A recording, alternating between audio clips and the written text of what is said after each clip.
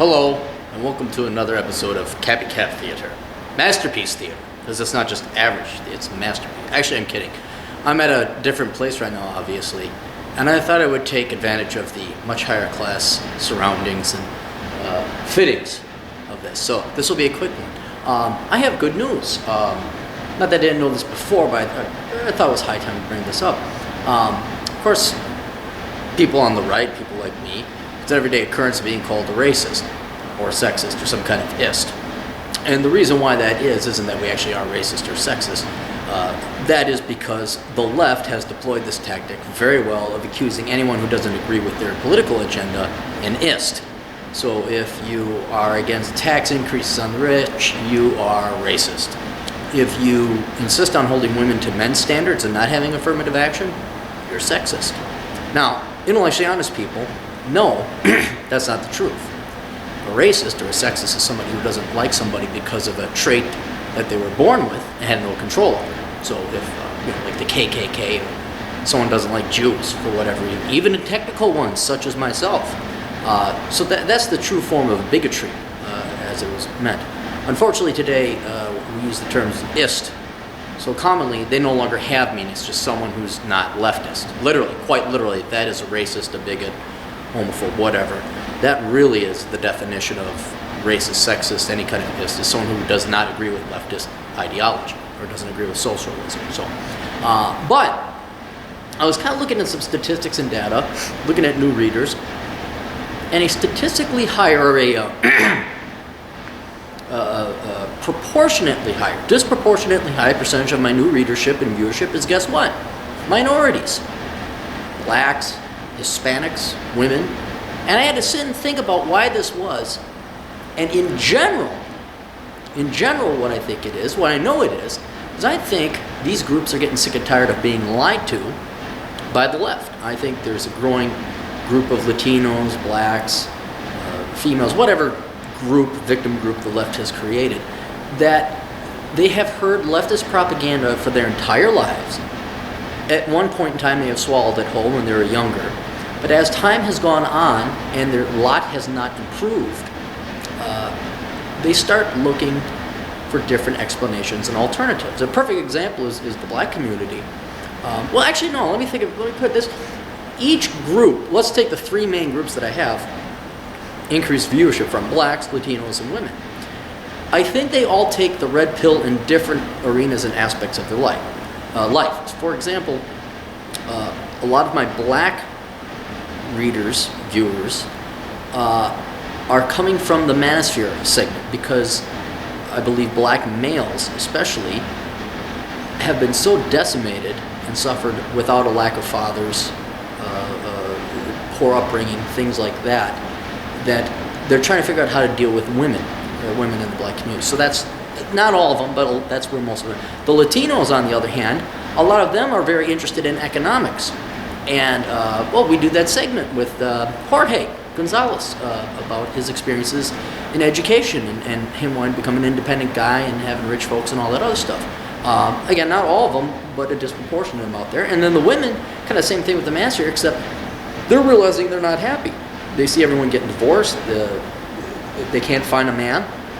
And instead of reading Cosmo for the 13,000th time, they're starting to read up on the manosphere and taking the red pill in that regard.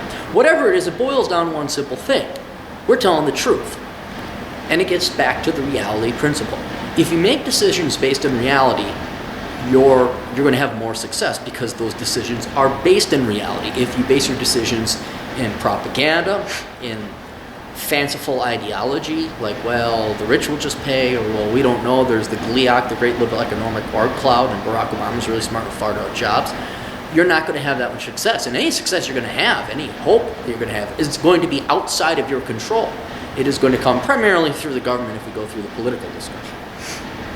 So I think, if you look at it, pretty much every metric, I looked this up one time, median income as a percentage of whites for blacks and Latinos has actually gone down under Obama. Divorce rates have not improved since the baby boomers have gone through. They're actually kind of ticking back up. But I think people are getting sick and tired of it. And I think people are kind of coming to the realization that they're finite and that keep on doing the same thing is, with expecting different results, is the definition of insanity. They're starting to realize through their own Benjamin Franklin's famous saying. And so a lot of people are kind of confused, at least those outside of the Cappy sphere, because they think I'm this evil, hate-filled guy, and then, well, and every day I'm accused of racism and bigotry and whatever, it's sexism, misogyny, you name it. Well, then they don't understand, coming from the outside, how I'm getting more and more disproportionately, I mean more as a percentage of their population in the overall American population, I get a higher percentage of minorities, of new readers and viewers.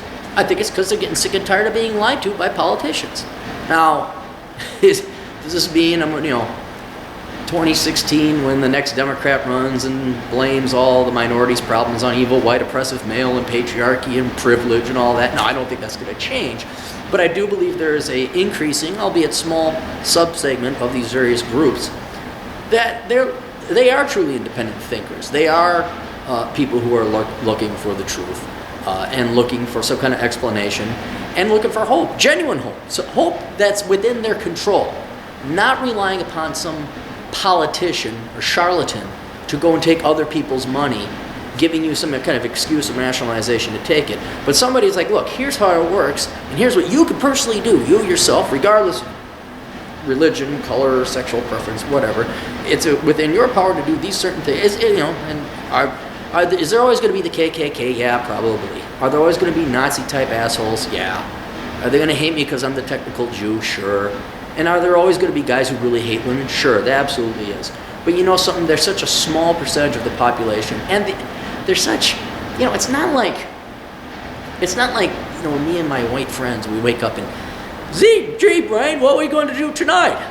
The same thing we do every night, Pinky. Try to oppress the blacks. I mean, we don't have time for that. We got more important stuff to do. And the people who have that much time and actually spend that free time doing stuff like that, those people are so stupid they're not in positions of power. So the good news is, I think a lot of people are starting to realize this, and again, why I have a disproportionate amount of minority readership or increasing readership, is they are looking for the truth. And they are getting sick and tired of doing what other people have told them to do and seeing no results. Hey, it doesn't even have to be minority. Like, look at these kids going to college.